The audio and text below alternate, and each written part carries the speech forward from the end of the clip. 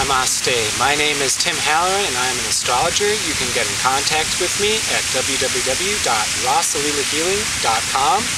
This is an astrological forecast for the first week of July. Today is July 2nd. And as you can see, it's sort of a gray and dreary day, and that's sort of appropriate for how many people might be feeling during this time. The aspects aren't exactly painless, I'm going to say, for right now. There isn't exactly an easy, no work involved route to life right now. And that's happening for quite a few reasons that I'm going to talk about today. So, first of all, I apologize about the lateness of the video. I usually like to get them out on Mondays, but I've been feeling a little under the weather myself. And I know quite a few people are feeling a little challenged right now, but if you're not, this is almost more important, because if you're not feeling under the weather and you're feeling pretty A-okay, it's a tremendous opportunity right now to help others, because a lot of people are having to confront inner and outer issues. So what's going on? Well, today there's a couple aspects that might be having us rethink some things. Rethinking is a huge part of what is happening right now. And I actually forgot to mention this, and this is really huge. Forgot to mention last week that Mercury went retrograde on Wednesday of last week. And I sort of indirectly talked about some of the consequences of that, but I didn't exactly talk about what this Mercury retrograde means. So we've got Mercury retrograde. We've also got the Sun opposite Pluto today. And this morning, we had the Moon opposite Saturn. So it may be a little bit feeling off today, especially this morning.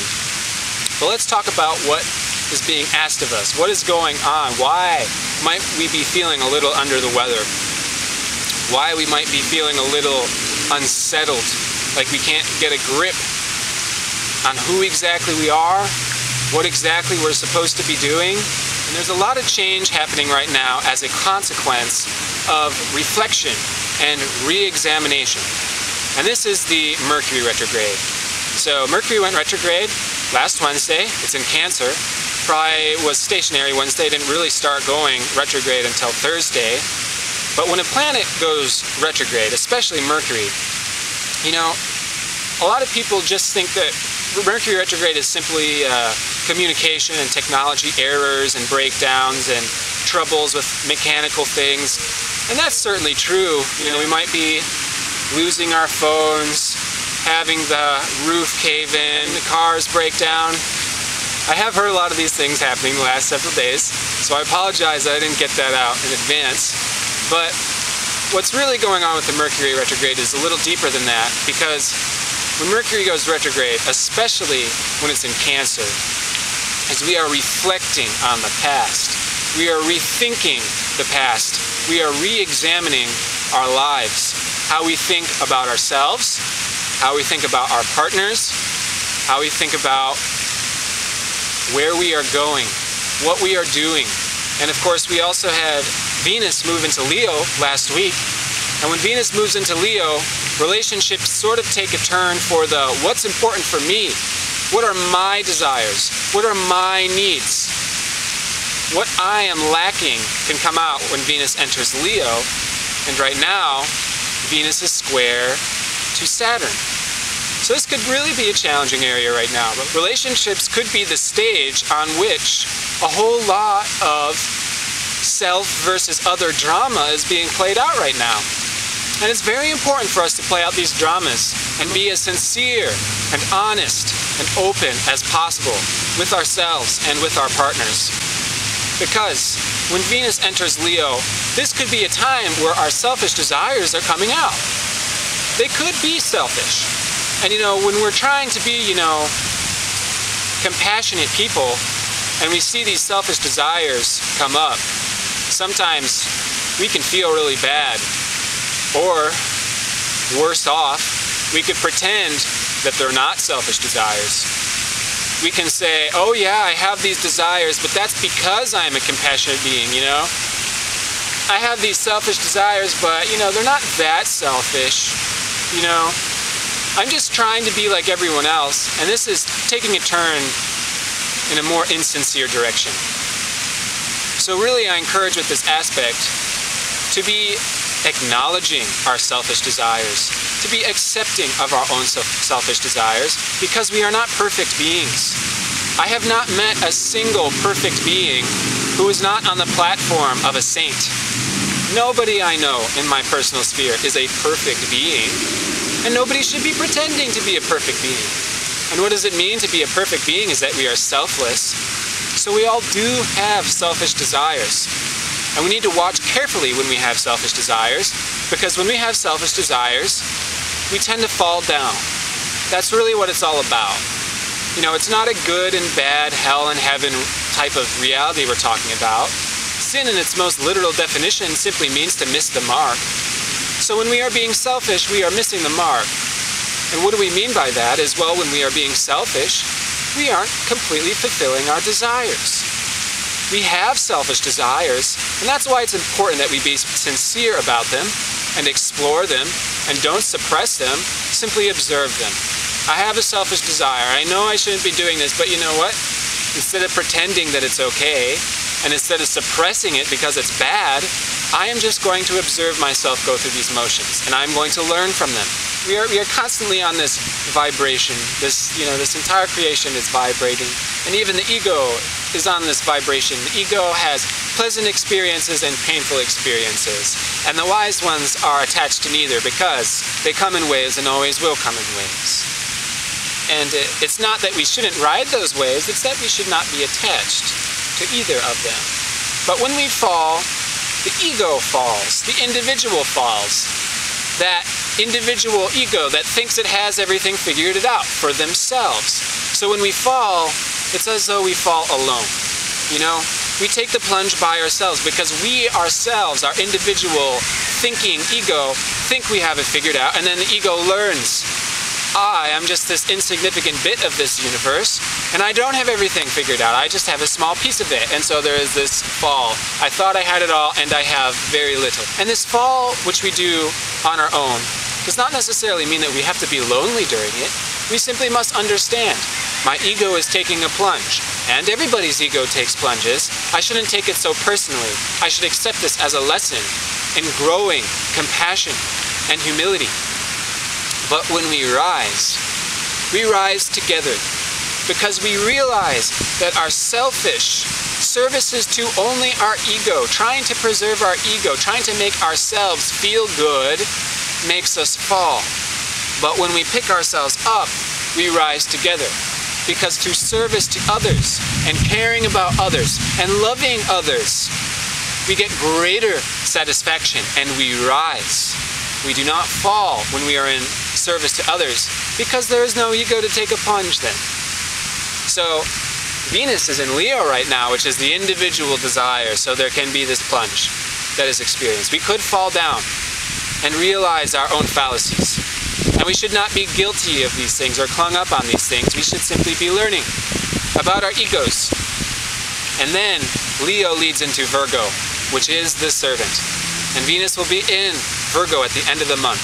So the lessons we are receiving now in our relationships about our desires versus their desires will be resolved by the end of the month. And we will learn that through reciprocation of one's service to us, we take care of them. And if we are always taking care of other people, people will naturally be attracted to us for being such compassionate, loving beings, and they will want to take care of us too. And then our attention shifts from what I am getting. What are you giving to me? I don't have these desires being satisfied. To what am I giving to you? You know, I love you and I care about you so much that I would rather be aligned with helping you out than focusing on myself. And as I focus on you, the other, rather than myself, my consciousness actually expands.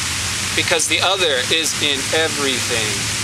So another huge thing that's happening today that can be felt all over the world right now is we have the Sun in opposition to Pluto. And since Pluto has been squaring Uranus, the Sun is also squaring Uranus. And this is a tense aspect.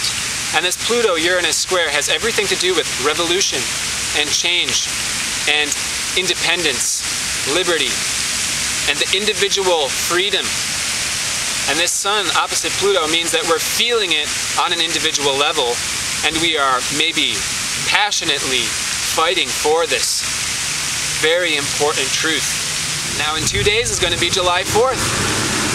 July 4th is Independence Day. This is a very important day, not just in the United States, but the whole world, because July 4th is Independence Day. And it also marks, in astrology, the day in which Uranus was discovered. And Uranus is this planet of independence, individual freedom, and liberty. And Uranus was discovered at around the same time as independence in the United States, the discovery of electricity, and the French Revolution. So it has everything to do with that energy. And as we can see with this Pluto-Uranus square, Pluto and Uranus together are both very, very transformative planets, very, very much breaking down the old.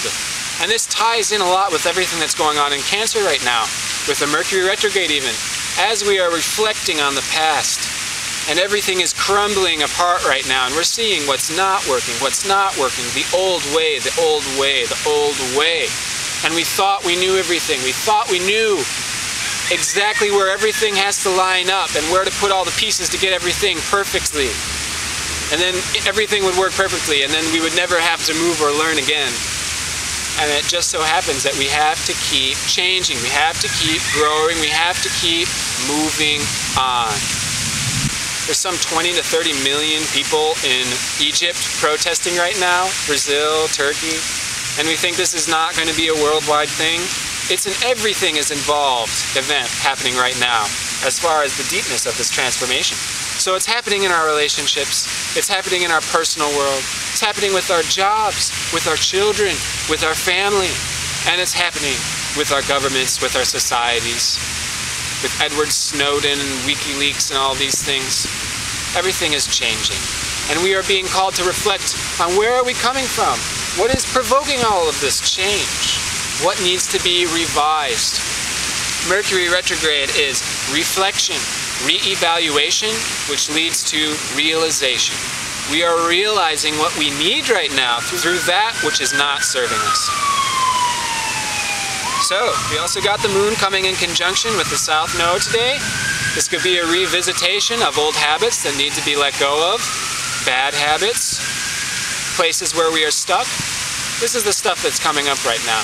That's why it could be a little bit dreary feeling. And that's why, if you're not feeling under the weather, excellent time to reach out and help everybody, as everyone is reanalyzing and diving into the past and doing a little bit less outward yang and a little bit more inward reflection yin. Let's get in touch. Let's just sit back and reflect. That's why I said last week it might be a better time to take less hours at work and just do a little bit less and allow yourself to sit. So I do wish you the best this week, and hang in there. If you're feeling a little under the weather, remember the deeper significance and the lessons in which are incorporated in all these experiences.